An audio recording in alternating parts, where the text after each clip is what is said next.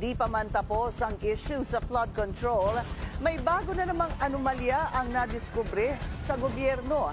Ito ang umano'y extremely overpriced farm-to-market roads na dapat rin daw imbestigahan ayon kay Senador Win Gatchalian.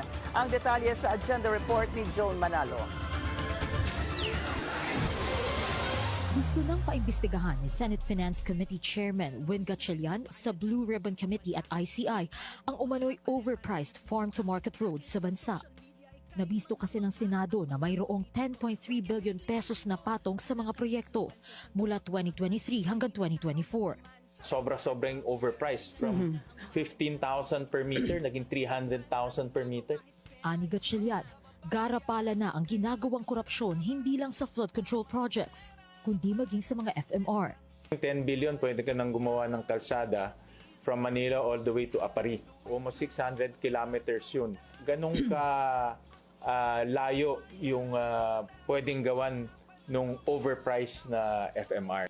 Sa pagdinig ng Senate Finance Committee sa proposed 176.7 billion peso 2026 budget ng Department of Agriculture, napag-alaman na ang top 2 regions na nakakubra ng overpriced FMRs ay ang Bicol Region at Eastern Visayas.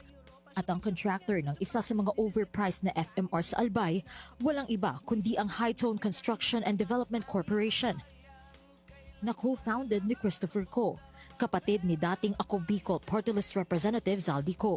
Ang nasabing proyekto, ongoing concreting ng Barangay Kidako, San Roque sa Daraga na 370 meters lang ang haba, pero nagkakahalagang 46 million pesos. Bukod pa rito, may dalawa pa raw na kontratista ng FMRs na kasama sa top 15 contractors ng flood control projects na nilabas mismo ni Pangulong Bongbong Marcos. 16 billion pesos ang hinihinging pondo ng DA para sa FMRs para sa susunod na taon. Iminumungkahi na rin ni Gatchalian na ibigay na sa DA ang pagpapagawa ng FMRs dahil nakompromiso na raw ang mga tauhan ng DPWH na siyang namamahala rito. Pag-aaralan naman daw ng DA kung kakayanin ba ng ahensya na pamahalaan ito. Wala na raw imposible sa korupsyon sa bansa, ayon kay Senator Gatchalian. Kaya susulat na raw ito sa ICI at sa Senate Blue Ribbon Committee para maikonsidera na agad ang pag-iimbestiga sa mga maaaring anomalya sa farm-to-market roads sa bansa.